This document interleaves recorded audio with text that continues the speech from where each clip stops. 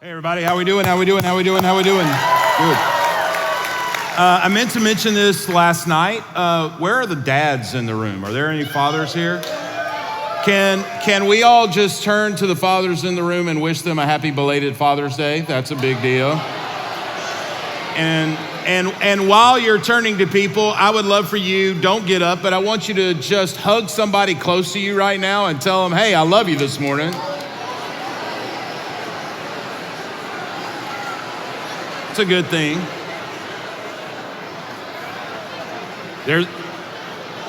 Chill out, middle school boys. This is not the highlight. It's gonna call home today. Mom, I touched a girl. It was amazing. So, for those of you who are not aware, and I just shocked your system, you're like, dang it, I missed Father's Day. Father's Day was Sunday, for those of you that don't know. And I got to do something really incredible. My wife and I, most of you as teenagers probably don't care about this, but this is really for the adults in the room, to be quite candid. My wife and I went to see Bryan Adams and Joan Jett and the Blackhearts. So we had these amazing seats. We're waiting for the concert. For teenagers, if you don't know who Joan Jett is, I Love Rock and Roll, that's her song.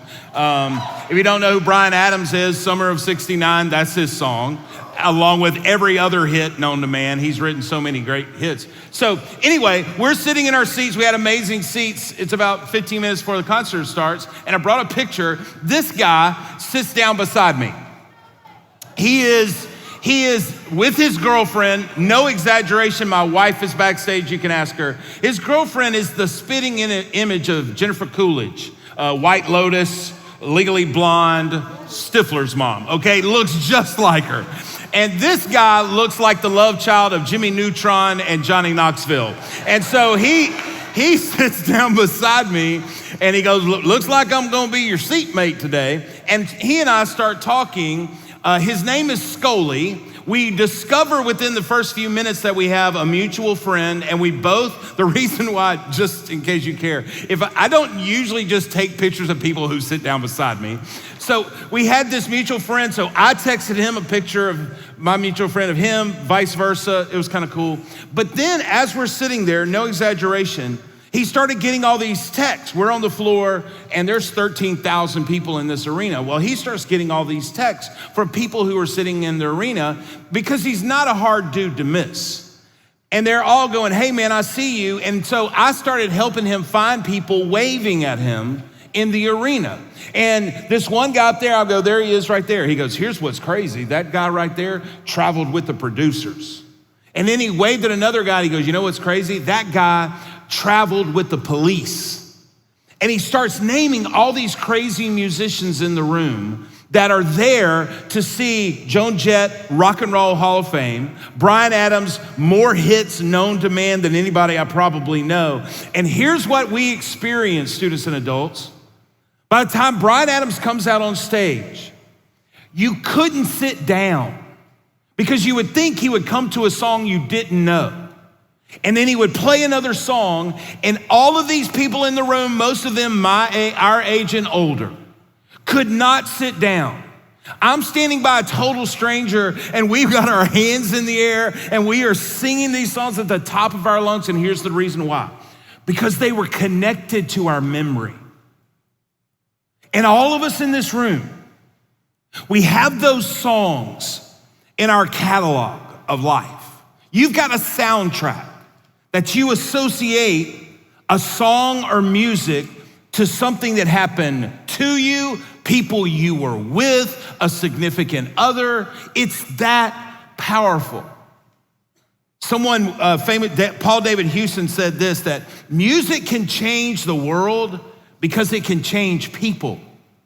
Music can change the world because it can change people. The lyrics aren't literature, they're just a part of the story. And here's where we sit this morning. As we start trying to figure out what is it that we are to build our life on, if you're following along, this is what we've said so far. Justin unpacked this yesterday morning, that probably the pillar of your life built on the person of Jesus should be the scriptures, because what the scriptures do, Jesus said this himself. You can search far and wide to find eternal life in the scriptures, but the scriptures point to me. Jesus says, I am the fulfillment of the scriptures. When you're reading the scriptures, you're actually getting a look at who I am and what I am like, because Jesus is what God has to say. So build your life on the scriptures last night, build your life on community. And I know this because I've heard stories already. Some of you've already started doing some deconstruction and reconstruction on the people you've surrounded yourself with. This morning, we want to talk about how important worship is to that building block of your faith. And here's what Paul writes, a church in modern day Turkey. Paul wrote 2 letters, one letter to the church in Ephesus, one letter to the church in Colossae, and he said the same thing to both places. In Colossians chapter 3, if you have your Bible, you can go ahead and turn there. If not, we'll put it up on the screens. This is what Paul writes to the church in Colossae. He says, let the peace of Christ rule in your hearts, since as members of one body you were called to peace. Now, what's interesting is in the original language, peace and Christ aren't really these dual ideas, they're really the same. It's about Christos. It is, let Christ rule in your hearts, because you've been called to be one in Christ, and be thankful when you do it. So there's this charge that he's given the church in Colossae to let Jesus be preeminent in your life and be thankful for that, and then he gets specific. Let the message, that word message is logos in the original language. Christos, let the logos Christos, let again Jesus dwell among you richly. We're going to talk about richly in just a second. What does he mean by richly?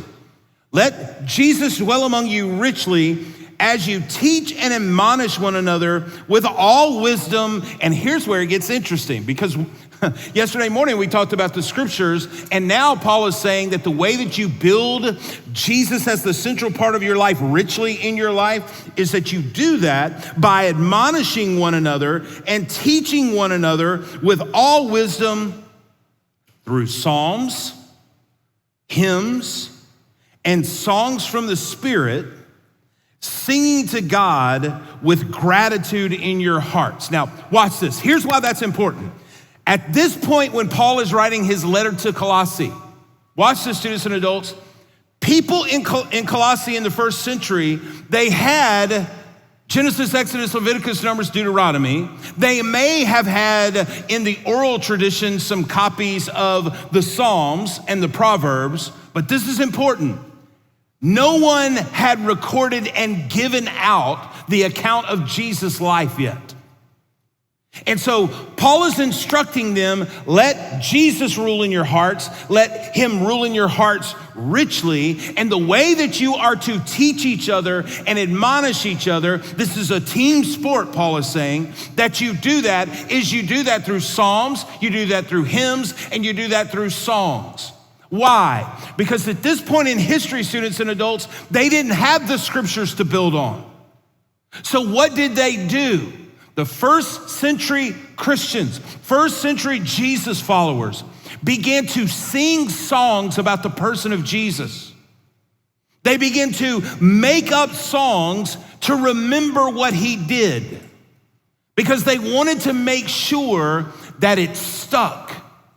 It's the reason why, same reason why, you have some memories in your life that are connected to a song. What the first century church didn't want to happen is that the life, death, and resurrection of Jesus to get so far removed that they didn't remember it. So they started making up songs to sing with each other, to each other, to remind each other that Jesus was real, Jesus lived, Jesus died, Jesus rose again, Jesus is gonna come back.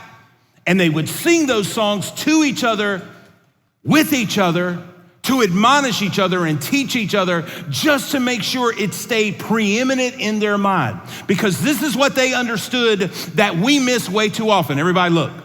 What we miss way too often is that music, students and adults, stirs your affections.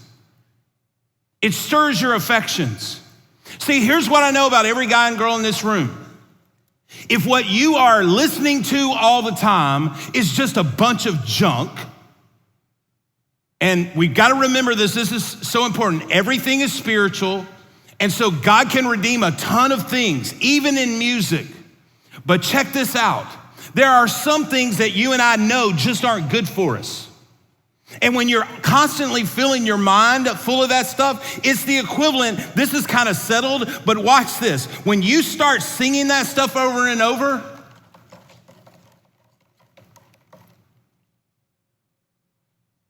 you're literally worshiping, but you're stirring stuff that you know isn't good for you. Now watch. Here's what's different. When Paul is talking about doing this with the church in Colossae, what he is in essence telling them is this. What I want you to do is to remind yourself, constantly remind yourself of who Jesus is, who he was, what he promised us, what he exemplified. I want you to constantly be pouring that kind of stuff in your life. And not only do I want you to pour it in your life, but I want you to sing with each other. I want you to admonish each other. I want you to worship with each other. I want you to stir it up. So when we come in collectively, when you're sitting with your group, when you're by yourself, when you're with a group of friends, and you remember a song about Jesus, or you're thinking about a worship song that means something incredibly important to you, what you are in essence doing is you are stirring up your affections. And so my question for all of us this morning is, how often do you really stir up your affections for God? Because it's one thing for you to think, I'm too cool for school, I'm not gonna sing, I'm not down with music. It's a completely different thing for us to think of it as stirring up your affections for God. Not only does music stir up your affections, but music also shifts your perspective. What we do when we start building our life on this idea of worship is we take our eyes off the things that are so easy for us to get focused on.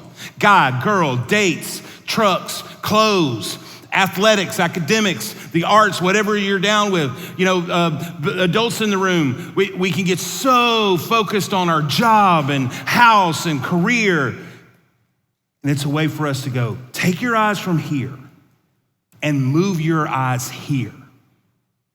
Because music has this thing that it does. It allows us to shift our perspective. I literally felt that Sunday night. That regardless of how I felt coming in, Kelly and I, we would turn around, we were looking at each other and we were just smiling and laughing because our perspective had shifted.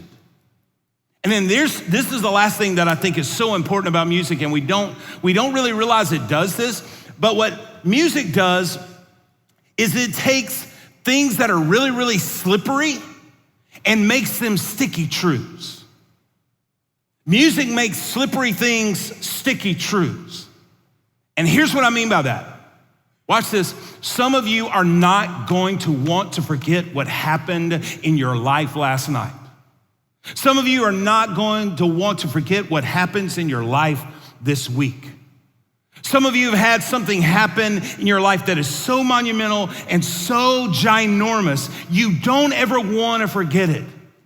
And when you connect a song to that moment, what happens is a thing that could be slippery, like it could slip away and you could forget it. Now, all of a sudden, you're able to connect it. You put significance to it. Because what we all do is we attach significance to a song and we attach songs to significance.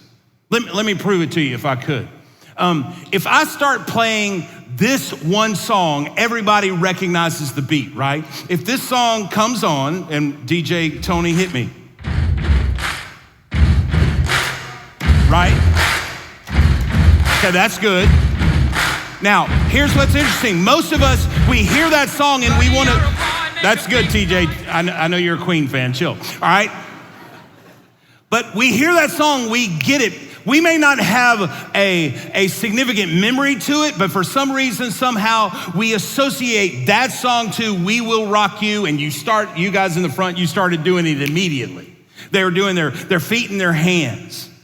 But watch how this even goes to all of us as it relates to your childhood. Think about this. Can you play that next song?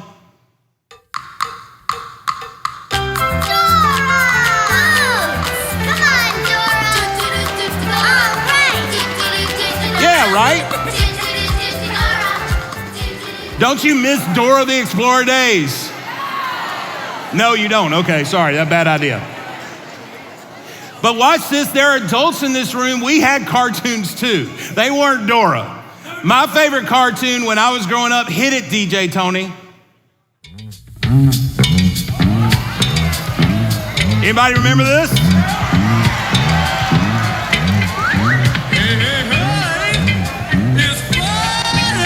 Everybody remember that, right? And I can remember sitting and I could not wait for Fat Albert to come on. And one of the reasons I love Fat Albert is he invited the Harlem Globetrotters on. Everybody, y'all don't even know who the Harlem Globetrotters are. And then there are those of us in this room, you used to be BFFs with somebody else. Maybe they're even in this room, and then there was a relational conflict. It could have even happened last night, and I just dropped the awkward bomb. Like you don't want to look at him right now. Maybe it's your ex that's sitting here, right, girls? He's in the room, and everything in you knows you should love him, but you hate him. You know that guy? And anytime you hear this song, it reminds you of those friends. Mad love, so take a look what you've done. Cause baby, now we got bad love. Hey! I can't take it back, look where I'm at. Okay, that's good. Yeah, see, some of y'all are still carrying it, and we still got a problem. Y'all are just carrying it too far because that memory is connected. And then, oh my gosh, then your first love. Some of you sixth graders, you know what I'm talking about?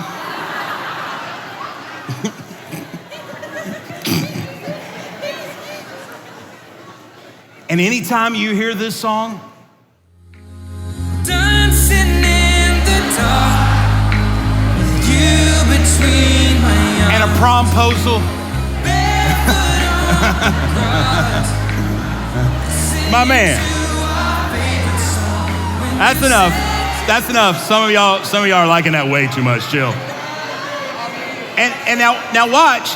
This is literally a social experiment because here's what's interesting about everybody in the room. There are some songs that are coming on, and because you have no significance to them, or the song isn't significant to you, you're just like, what is everybody fired up about?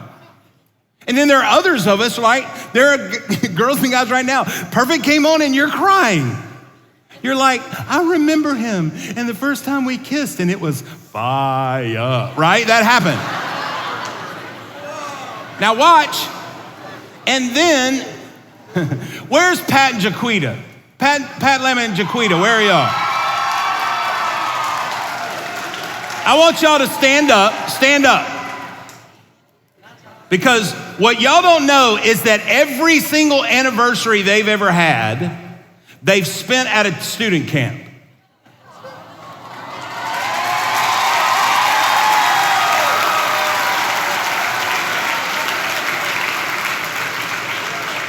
And what you also may not know is I know their love song.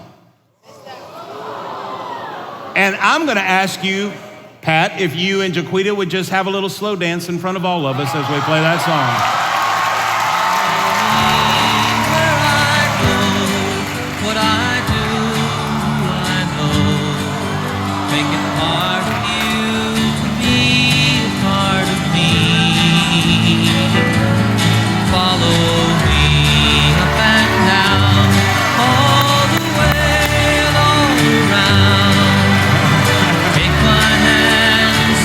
Give Jaquita and Pat a big hand. It's long been on my mind. Oh, it's been a long, long time. Some of you are like, what song is that? I think it was John Denver. Exactly. Who is John Denver? Rocky Mountain High, that guy. And then there are those of us in this room, it's the opposite of Pat and Jaquita because you had your heart broken. Let me take it a step further. Anybody in the room had somebody cheat on them?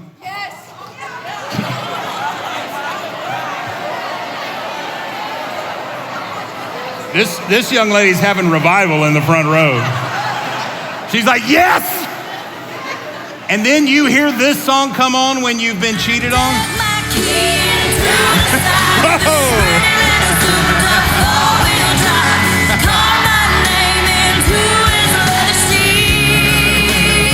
All right, enough.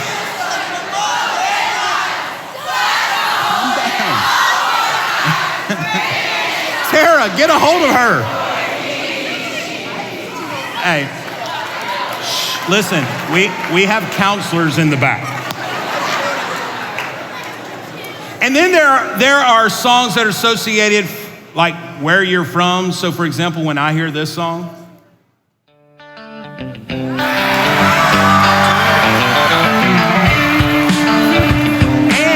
this is the place that I think about, right?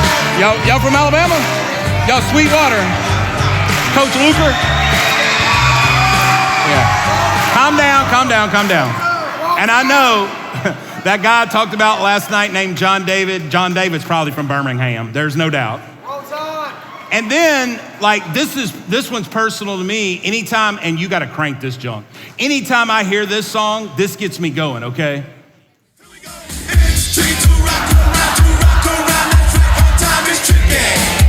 And check out your boy number 11. All right, but anyway. That's you? That's me. Yeah.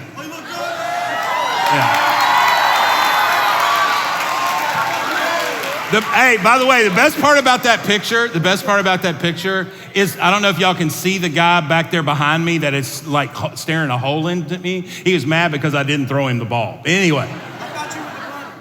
And then, the whole reason why Kelly and I went to Bryan Adams, the whole reason, is because of this song.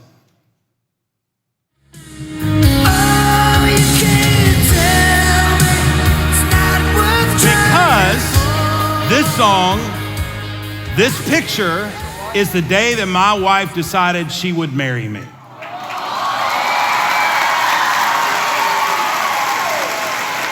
And she may have regretted it ever since, but watch, we attach significance to a song, songs to significance. And Paul tells the church in Colossae thousands of years ago, let the peace of Christ rule in your hearts and be thankful. Let the message of Christ be in you richly, over and over. Keep pouring it in and stir it. Stir it up. What happens when we sing together is we unify around common beliefs when we sing the same song together, and we lift one another up when we sing together, especially as it relates to this person named Jesus. When we sing songs about him, when we sing songs to him, let's get this straight, everybody. Part of the reason some of us in this room don't see worship as stirring up your affection for God is because you've mistaken it. Worship is not a concert. It's not entertainment. It's not spiritual karaoke. It's not a duty. It's not an obligation to impress God.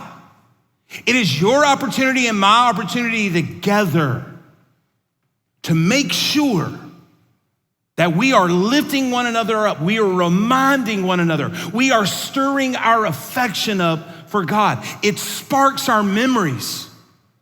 We remember what he's done for us in the past. We are hopeful for what he may do for us in the future. It shifts our perspective. For every student and adult in this room who came in here this morning and your eyes were here, it helps you go, I want to lift up my eyes to the hills from where my help comes from.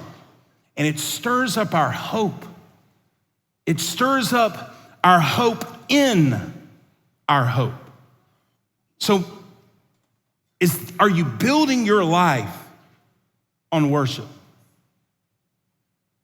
Friday, early Friday morning, I was right outside of Shreveport, Louisiana at a camp. And I know that there's some of you, Dustin, you guys in Arkansas may have gotten this weather But this this thunderstorm came through, and this is not speaker exaggeration. For an hour, it sounded like people were dropping hand grenades outside my door.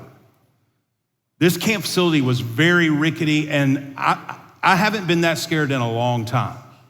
And literally every 5 minutes it was boom. It would shake the building. Eventually, after the storm passed, I faded off to sleep. When we woke up the next morning. When I woke up the next morning, all the power's out. Power's still out in Bossier Shreveport. I actually was supposed to fly home so I could get here. I had to drive home from Shreveport to Atlanta to make sure I could get here. But guess what woke me up? Birds singing. This horrible storm comes through, and birds, I can hear them singing. And it reminded me of something that someone told me a long time ago, that birds sing in the morning to tell the community we made it through the night. Birds sing in the morning as their way of saying to everybody else, we made it through the night. The songs we sing affect the lives we live. And I want to leave you with this.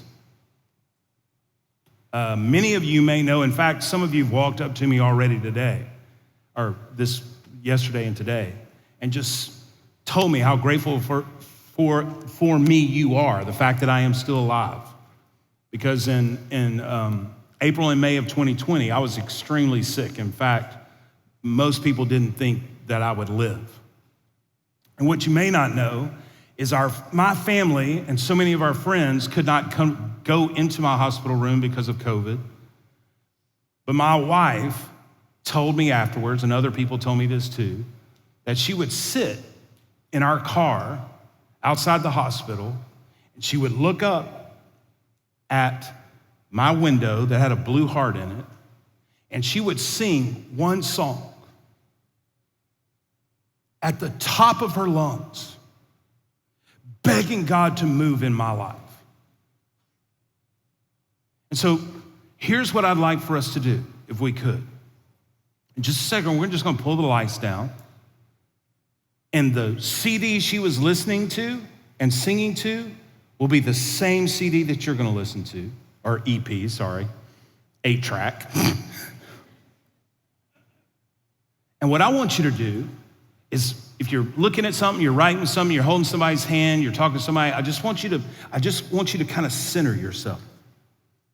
And I want you to pay attention to the words. And I want you to stir your affections.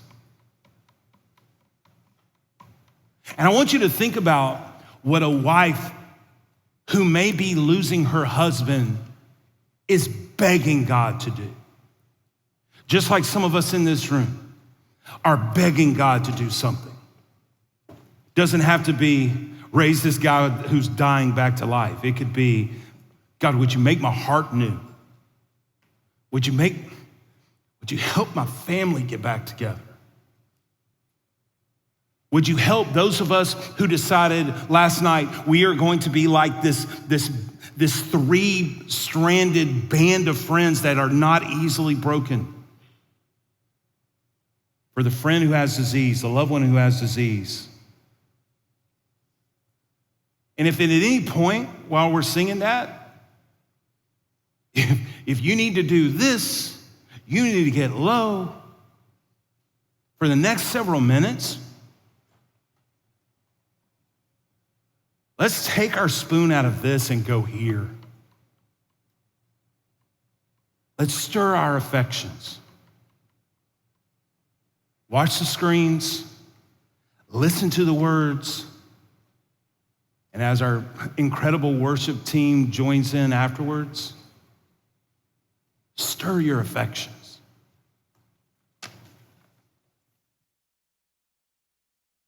So the song says that mountains are still being moved. Strongholds are still being loosed. God, we believe, 'cause yes, we can see it, that wonders are still what you do.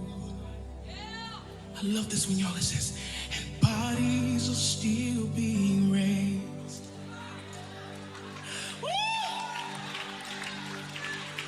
Giants are still being slain.